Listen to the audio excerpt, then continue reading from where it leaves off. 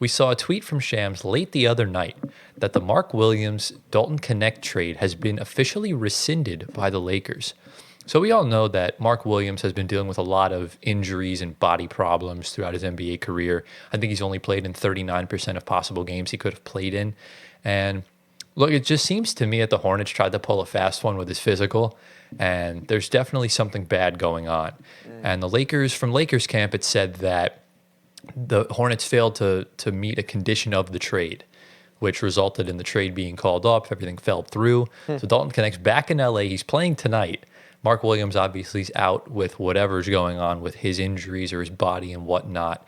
But there seems to be some beef on social media between the two sides. Rob Pelinka said the Hornets approached the Lakers, but the Hornets said the Lakers approached them. So really? there's conflicting reports surrounding this, but I just want to know y'all's general thoughts on this whole situation, because this is a very interesting, rare occurrence in the NBA where a trade gets rescinded like this. You know what? I think I would definitely say it's a little bit from both, because we know the Lakers needed a big. So easily could see Pelinka calling Charlotte for Mark Williams, who's a 7'2" center that fits Luka's perfect pick and roll type of center guy. But also, I could see the Hornets calling the Lakers, knowing they need a center, and be like, hey, we need to get off this damaged goods. And right now, he's pretty much playing really good at his peak of his career, and he's healthy right now. And we can get Dalton Connect. Apparently, the Hornets wanted Jeff Connect instead of Tijani Salon, but they thought it was too high for him in the first round. So they settled on Salon. Because basically what the reports were saying was that the Hornets approached the Lakers wanting Connect and were willing to give up Mark Williams in place of that. And other sources say that Luka picked Mark Williams as the center he wanted. So I don't really know who to believe. I believe the latter. I believe that the Lakers approached the Hornets wanting Mark Williams. Yeah. That makes more sense to me. It does make more sense, because if you think about it, like, I just don't understand why the Hornets would approach the Lakers in that situation. Like, you don't need Dalton Connect. No. Like, you don't. It could be like a fascination of just wanting him with the young guys. But he's a big center, and he's been doing really good. But like I said, I think I said before the season began that Mark Williams is going to break out. But we all knew his injury issues, being a 7'2" center, out of Duke as well. Just seeing like he's playing like an Embiid thing right now, like playing every other game, every other like 3 or 4 games. But he's putting up really good like box score numbers for sure. But I mean, I guess the good thing out of this is that I guess the Lakers don't get a damaged center and lose 2 first-round picks and a young guy. Yeah. But also the Lakers don't have a center anymore. How do we know he's damaged? Injury history. Bad injury history? If the trade got rescinded, there's no way in hell he passed that physical. Really? There's no way. Yeah, that's the main thing. So this is where the Nets kind of screwed themselves over a few years ago, and they waived Ben Simmons' physical. So, because obviously the back problems flared up and everything like that. Yeah. But, yeah, I mean, I'm going to assume this is a very Cam Whitmore-esque situation where there's probably cartilage problems somewhere. I don't know exactly where he's hurt. But is it a knee thing? That's my assumption. Yeah. Well, yeah. It has to be. They were saying, so Dave McManaman said back issues for majority of his young career, but there were other reasons for the failed physical. Okay, so he did fail the physical. Yeah. Which isn't really surprising, because Mark Williams is basically got the Embiid problem where he's just banged up everywhere. And it's probably a lot of long-term stuff that's going to keep him sidelined for a very long time. Wow. So it's interesting to see. And I am surprised they did risk it and go for Mark Williams. There were low risk options they could have gotten just to suffice for this season, or at the very most next season. I didn't think you really needed to go for the home run swing on Mark Williams. It just felt unnecessary to me.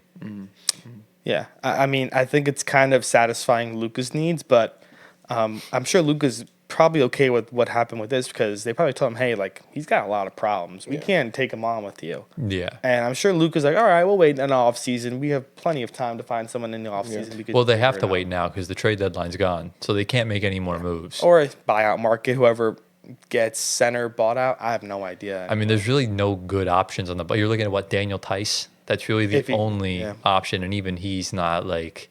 If he has to guard Jokic, Hartenstein, Chet in the playoffs, like he's not. It's over.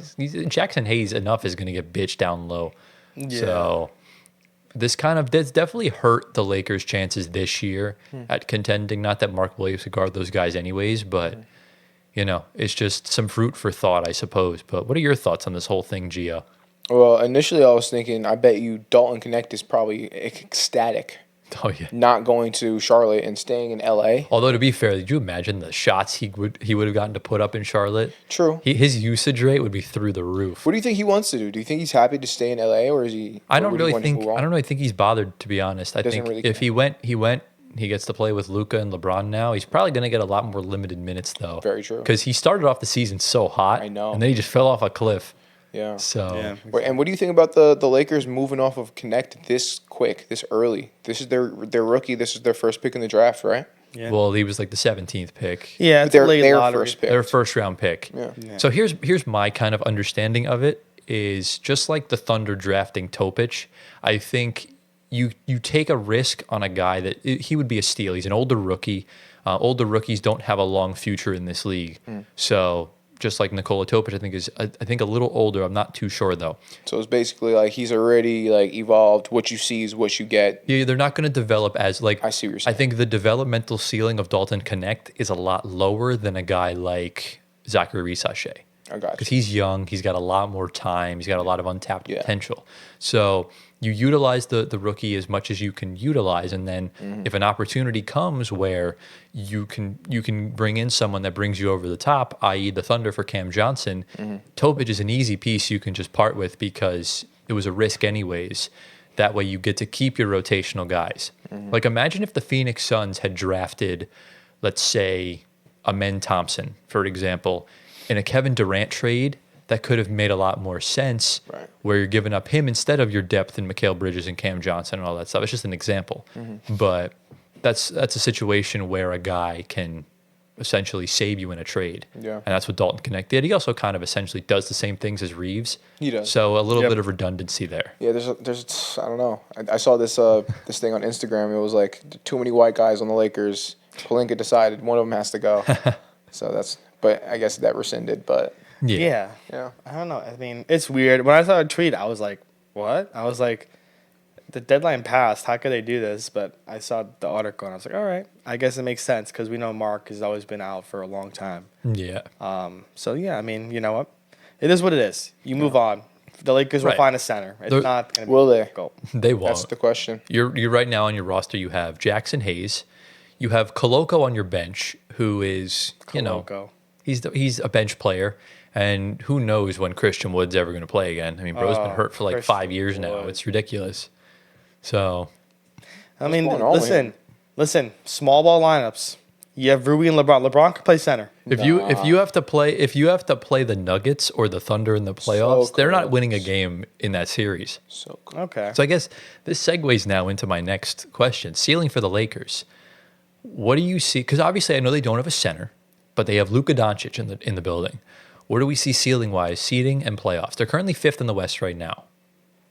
I think it's still what we said. We said, I think, like 5 or 6. Doesn't play-in? change for me, Yeah, yeah. no. I think it stays the same. Yeah. I think they even drop one. They go down to like the 6th seed. Okay. Doesn't really change Yeah, for me. no. All right. They're not making it past second round. Yeah. That's what I Yeah, would probably think. not. Because, I mean, you're looking at a first round matchup potentially against one of Houston, Memphis, or Denver. And then if you win that game, you're playing either Denver, Houston, Memphis, or OKC, depending on what seed they get. Yeah. So I honestly, at this point, I don't know if they would even get out of the first round. Yeah. Yeah.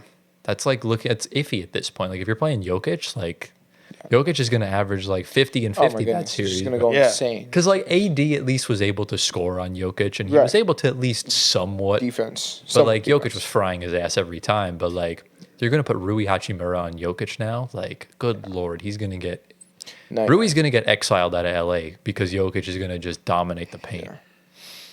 So Yeah. We have to see who they get matched up with and if it even is a play-in they get or a 5 I doubt 6 they'll be in seed. the play-in, even though it's kind of close. I still think they'll be okay.